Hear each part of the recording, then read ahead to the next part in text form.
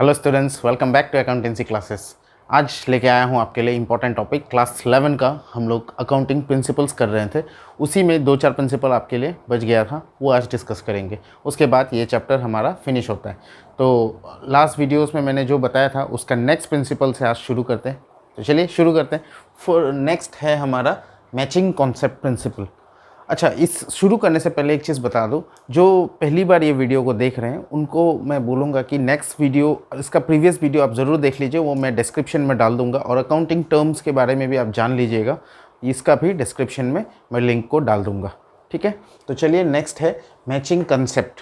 Matching concept क्या होता है, इसको समझाने के लिए आपको मैं एक एग्जाम्पल से पहले बताता हूँ। देखिए, ध्यान से देखिएगा। सपोज़ आपने मान लीजिए आपका एक फर्नीचर का शोरूम है।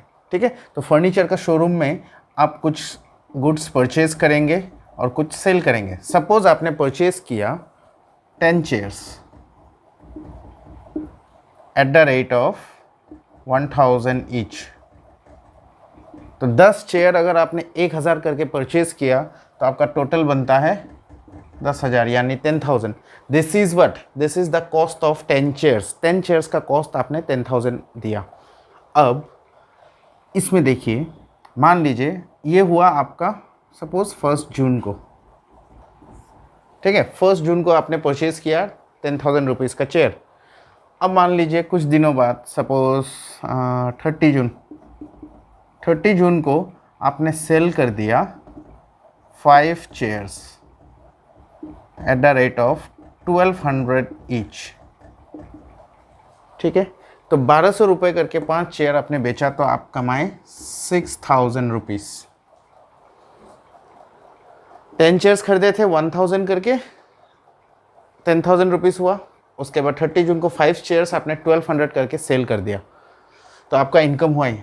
क्या ये बोलना सही है कि यहाँ मेरा 4000 का लॉस हो रहा है? Is this correct? Of course not. देखिए, 4000 का लॉस दिखने में तो देखिए 10,000 का आपने सामान खरीदा, 6000 ही इनकम किए ये। लेकिन 6,000 रुपये हम लोग 6000 रुपीज़ किस में इनकम किया? हम लोगों ने 5 चेयर्स में इनकम किया। लेकिन हम लोगों ने परचेज़ किया था 10 चेयर्स। इसका मतलब हम लोगों को, देखिए, ये है ओवरऑल साल का और ये है सिर्फ कुछ दिनों का सेल। बाद में इसमें अभी हम लोगों को 30 जून तक का कॉस्ट निकाल, देखिए 5 चेयर का कॉस्ट कितना है ये हमें चाहिए। तो देखिए, एक चेयर का अगर 1000 है तो 5 चेयर्स का कॉस्ट कितना होगा एट द रेट ऑफ 1000? ये होता है आपका 5000 रुपीज़। यानी कि 5000 रुपीज़ का चेयर आपने बेचा 6000 में। That means you have earned A profit of 1000 rupees. ठीक है, तो ये कंसेप्ट यही बोलता है कि जितना आपने एक्सपेंसेस किया, जितना आपका revenue, this is what, this 6000 is your revenue. मतलब income earn by selling the goods. जो सामान आप बेचते हैं उससे जो आपका इनकम आता है उसको रेवेन्यू बोलता है। तो here you have earned a revenue of 6000 और वो 6000 रेवेन्यू अर्न करने के लिए आपने खर्चा कितना किया? 5000, ना कि 10,000। ठीक है, तो यही है मैचिंग कॉन्सेप्ट।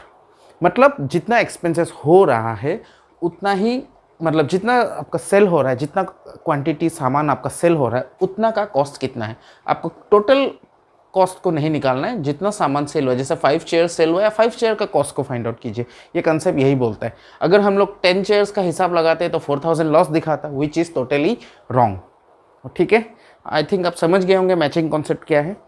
तो चलिए इसका मैं इलस्ट्रेशन आपको दिखाता हूँ। ये एग्जाम्पल को मैं मिटा देता हूँ।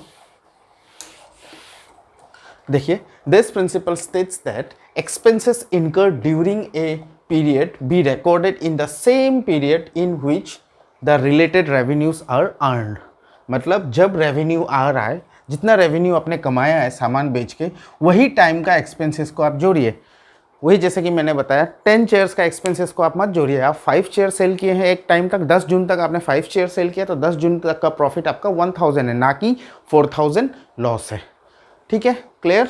नेक्स्ट देखिए, principle of dual aspect. This is dual, actually थोड़ा क्लियर लिख देता हूँ। Principle of dual aspect, most important aspect principle है ये आपका। देखिए कोई भी ट्रांजेक्शन पकड़ लीजिए, बिजनेस में हम लोग क्या करते हैं, मनी ट्री ट्रांजेक्शन्स को रिकॉर्ड करते हैं। तो कोई भी ट्रांजेक्शन अगर आप पकड़ लेंगे तो वो ट्रांजेक्शन में क्या होता है, कुछ ना कुछ आता है और कुछ ना कुछ जाता है। For example purchase of this pen, suppose मैंने ये पेन परचेज़ किया। अब ये पेन अगर मैं परचेज़ करूँगा तो क्या होगा, ये पेन मेरे पास आएगा और कैश मेरे हाथ से जाएगा। So this is what receiving aspect and the cash is giving aspect. और देखिए suppose I sold this ink bottle, this ink I have sold, तो क्या होगा, ये सामान मुझसे जा रहा है और कैश मेरे हाथ में आ रहा है। ठीक है, तो this is giving and cash is receiving. तो यही बोलना चाहता हूँ कि जितने भी बिजनेस ट्रांजेक्शन्स हैं, हर ट्रांजेक्शन में कुछ ना कुछ आएगा तो कुछ ना कुछ जाएगा, मतलब दो इफेक्ट ज़रूर होंगे मिनिमम। ठीक है, आप कुछ भी परचेज़ कीजिए, suppose purchase a motor car, तो आपने एक कार खरीदी, कार आपके पास आया, कैश आपके हाथ से गया, तो दो एस्पेक्ट बन रहा है हर ट्रांजेक्शन में। आप कोई भी ट्रांजेक्शन मन में सोचिए और करके देखिएगा, कुछ भी कीजिएगा। तो ये कंसेप्ट ये बोलता है कि जो दोनों जो रिसीविंग और गिविंग एस्पेक्ट है, कुछ आप रिसीव करेंगे तो कुछ आप देंगे, दोनों को अकाउंटिंग में रिकॉर्ड करो। बिजनेस ट्रांजेक्शन्स जितने भी हो रहे हैं सबके दो एस्पेक्ट ज़रूर होते हैं, रिसीविंग या गिविंग, तो दोनों को बुक्स में रिकॉर्ड करो एक्यूरेसी के लिए। ये कंसेप्ट ये बोलता है। ठीक, अब इसका एक्सप्लेनेशन देखिए, मैंने लिखा है according to this principle every transaction has twin या डुअल एस्पेक्ट। ट्विन डुअल दोनों का मतलब दो एस्पेक्ट है, that is giving certain benefit, कुछ बेनिफिट देंगे, जैसे कि ये पेन दे दिया, and receiving certain benefit, cash ले लिया। ठीक है, this principle states that both the giving aspect and receiving aspect are to be recorded in the books of accounts। दोनों को बुक्स ऑफ अकाउंट्स में रिकॉर्ड करना, ओनली वन एस्पेक्ट को record नहीं। आप सपोज सिर्फ गिविंग को रिकॉर्ड कर दिया, रिसीविंग को नहीं किया, या सिर्फ रिसीविंग को कर दिया, गिविंग को नहीं किए, वो गलत हो जाएगा। ठीक है, ओके। तो नेक्स्ट है प्रिंसिपल्स ऑफ रेवेन्यू रिकग्निशन।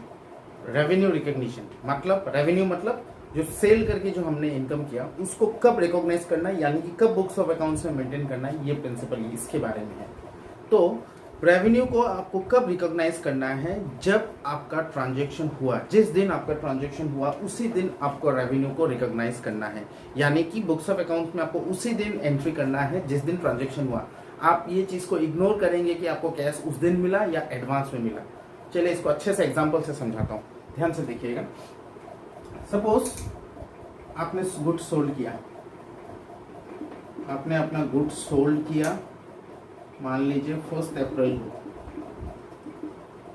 10,000 रुपए के लिए। ठीक है, अब 10,000 रुपए के लिए आपने 1 अप्रैल को गुड्स सोल्ड किया, किसको, मिस्टर एक्स को। अब मिस्टर एक्स ने पैसा क्रेडिट में लिया, मान लीजिए इसका पेमेंट आपको नहीं किया, तो इसका पेमेंट मिस्टर एक्स मान लीजिए 25 अप्रैल को करता है। 25 अप्रैल को आपने रिसीव किया, receive cash from mister x 10,000 rupees. तो अब सवाल ये है, दो डेट है एक ही ट्रांजेक्शन का, कौन से डेट में मेंटेन करें, बुक्स ऑफ अकाउंट्स में एंट्री कौन से डेट में आएगा, ये है कंसेप्ट। बोलता है जिस दिन ट्रांजैक्शन हुआ, जिस दिन गुड्स, जैसे मिस्टर एक्स हमारा कस्टमर है, कस्टमर को जिस दिन सामान हम लोगों ने डिलीवर कर दिया, जिस दिन सामान कस्टमर्स के हाथ में है उसी दिन एंट्री कीजिए, यानी कि 1 अप्रैल को कीजिए, ना कि 25 अप्रैल को। 25 अप्रैल को उसने कैश दिया, बट ट्रांजैक्शन कब हुआ, 1 अप्रैल को। इसी एग्जाम्पल को मान लीजिए, जो सामान मिस्टर एक्स ने हम लोगों से लिया उसका उसने एडवांस पेमेंट किया था, कि देखिए मैं आपसे ये सामान जरूर लूंगा, वो मान लीजिए 20 मार्च को उसने एडवांस हमें दे के रखा था, मान लीजिए पूरा नहीं, 3,000 रुपीज उसने एडवांस दिया आउट ऑफ 10,000। तो वो बोलता है कि देखिए टोटल 10,000 का सामान लूंगा, 3,000 एडवांस लीजिए, 7,000 बाद में जिस दिन ट्रांजेक्शन होगा उस दिन दूंगा। अब 1 अप्रैल को मान लीजिए ट्रांजेक्शन हुआ, वो सामान ले गया और हमें 7,000 पे कर गया, तो क्या करें। तो भी देखिए 20 मार्च को आप ट्रांजैक्शन नहीं हुआ है, ट्रांजैक्शन हुआ है 1 अप्रैल को, तो आप 1 अप्रैल डेट को ही डालेंगे। दो एग्जांपल बताया मैंने, एडवांस का और आउटस्टैंडिंग का। This is outstanding. आउटस्टैंडिंग मतलब पेंडिंग, ये पैसा अभी तक आउटस्टैंडिंग था, इस डेट से इस डेट तक का पैसा पेमेंट नहीं था। तो जब भी पेमेंट वो लेट करेगा, वो जब भी दे, तो ये कंसेप्ट क्या बोलता है, जिस दिन ट्रांजेक्शन हुआ that is on 1 April, this should be recorded in the books of accounts. Clear? इसमें कोई कंफ्यूजन है तो आप मुझे कमेंट करके पूछिएगा। तो क्या है देखिए, एक्सप्लेनेशन देखिए, इसको मैं मिटा देता हूँ एक्सप्लेनेशन के लिए। देखिए, according to this revenue must be recorded in the books of accounts when goods और सर्विसेज आर एक्चुअली सोल्ड, जिस दिन सेल हुआ और रेंडर। कभी कभी देखिए सर्विसेज भी देते हैं, सर्विसेज को रेंडर कर दे, जब सर्विस प्रोवाइड करते हैं या गुड्स सेल करते हैं उसी दिन को ही आपको रिकॉर्ड करना है, although the amount is due और पेड इन एडवांस। हो सकता है अमाउंट ड्यू हो या एडवांस पेमेंट किया हो, इसको आप नज़रअंदाज करेंगे। आपको ट्रांजैक्शन डेट, जिस दिन सामान कस्टमर्स को मिला है उसी दिन बुक्स ऑफ अकाउंट्स में एंटर कीजिए। ये कंसेप्ट ये बोलता है। तो स्टूडेंट्स, नेक्स्ट है वेरीफाइबल ऑब्जेक्टिव्स। वेरीफाइबल ऑब्जेक्टिव्स, ये प्रिंसिपल क्या बोलता है?